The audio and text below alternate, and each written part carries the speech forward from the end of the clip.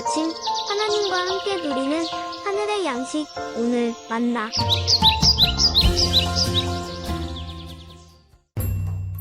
이에 모든 이스라엘 자손이 단에서부터 브엘세바까지와 길르앗 땅에서 나와서 그 회중이 일제히 미스바에서 여호와 앞에 모였으니 온 백성의 어른 곧 이스라엘 모든 지파의 어른들은 하나님 백성의 총회에 섰고 칼을 빼는 보병은 40만 명이었으며 이스라엘 자손이 미스바에 올라간 것을 베냐민 자손이 들었더라.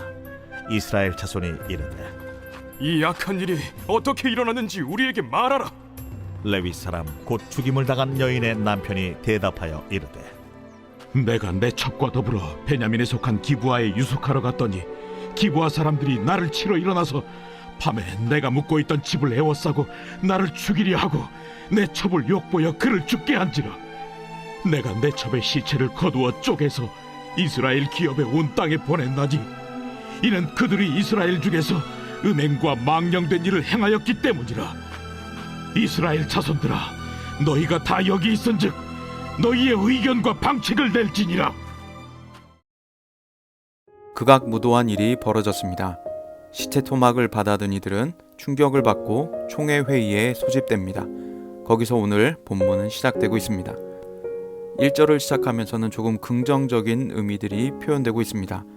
이스라엘 자손이라는 표현은 보통 선택받은 언약 백성을 나타낼 때 사용되곤 하는 표현이죠. 그리고 자기 눈에 좋을 대로 행하던 그들은 드디어 여호와 앞에 모이게 됐습니다. 이것은 제의적인 표현으로 예배를 드리는 모습을 강조하고 있습니다. 그리고 이것은 하나님의 인도하심을 구하는 요청이라고도 엿볼 수 있습니다. 이스라엘 지파의 어른들은 총회로 모이고 전투 병사들도 모였습니다. 그동안 숱한 전쟁에도 이만큼의 인원이 모이지 않았던 그들입니다. 그런데 보병만 40명이 모였습니다. 그리고 그들이 모인 모습은 한 사람처럼 모였다고 표현됩니다. 한글 성경에는 일제히라고 번역되어 있는 표현이죠. 그들의 단결된 모습에 3절은 짧게 그리고 간략하게 베냐민 지파를 소개합니다. 사사기의 결론부에 중요한 역할을 하는 지파이죠.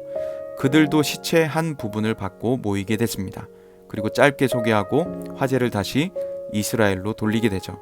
이스라엘은 이 악한 일이 어떻게 일어났는지 물으며 레위인이 대답을 이어서 하게 됩니다. 레위인은 일어나서 말합니다. 그는 자신의 첩에 대한 어떤 감정도 없어 보이고 역시 오히려 이 일을 철저히 자신을 위해 이용하는 것처럼 보입니다. 폭력배들의 등장에 자신은 가까스로 도망쳤으나 자신의 첩을 발견했을 때 겨우 시체를 수습할 수 있었던 것처럼 말하고 있습니다. 여기서 레위인은 철저히 자신에게 주목하게 하며 피해자로 둔갑해서 사건을 소술하고 있죠. 1인칭의 표현 내가, 내, 나를, 내가, 나를, 내가, 내라는 표현들이 레위인의 심정을 잘 드러내고 있습니다. 그는 분명 사실을 축소하고 있고 은폐하고 있고 왜곡하고 있습니다. 이로써 자신이 얻고자 하는 결과로 유인하고 있는 것이죠. 레위인의 호소에 모인 사람들은 감정적으로 요동하고 그의 말에 설득되고 있습니다. 레위인은 정말 신뢰할 수 없는 사람이라는 결과에 이르게 됩니다. 그런 그에 의해 가장 중요한 회의인 총회가 열렸다는 것이 상당히 아이러니한 모습이죠. 전투를 할 수 있는 사람도 굉장히 많이 모여 일촉즉발의 상황을 알리고 있습니다. 우리는 이것에서 공동체에 필요한 것들을 생각해 보게 됩니다. 하나님께서는 공동체를 세우시고 유지하십니다. 그런데 오늘 본문과 같은 모습이라면 경건하고 성숙하게 발전하기는 힘들 것입니다. 먼저 공동체에 필요한 것은 정직한 지도자와 정직한 사람들입니다. 레위인은 정직하지 못한 사람이었죠. 철저하게 자신이 유리한 쪽으로 왜곡하여 전달합니다. 자신이 원하는 결과를 얻기 위해 그렇습니다. 이것은 하나님께서 기뻐하시는 공동체의 모습이 아니죠. 주님은 거짓이 없으시고 정직하십니다. 겉과 속이 다르지 않습니다. 꿍꿍이가 있지 않습니다. 그래서 우리는 하나님 앞에 마음껏 우리의 모든 것을 꺼내놓을 수 있습니다. 그리고 하나님을 신뢰할 수가 있는 것이죠. 반면 세상은 그렇지 않습니다. 사탄에 속한 자들은 결코 그렇지 않습니다. 그래서 우리는 어둠의 일을 벗어버려야 합니다. 왜냐하면 우리는 사탄에 속한 자들이 아닌 하나님께 속한 자이기 때문입니다. 오직 빛의 자녀답게 합당한 삶을 살아야 합니다. 그것은 주님을 닮아 거룩하고 신실한 태도가 있어야 하는 것이죠. 오늘 사사기 본문에서 우리에게 요구하는 것은 정직함입니다. 모인 총회는 이스라엘에서 가장 공적이며 상위 조직이었습니다. 그런 그들은 레위인의 말만 듣고 기브아 사람들과 베냐민 사람들의 이야기는 듣지 않았습니다.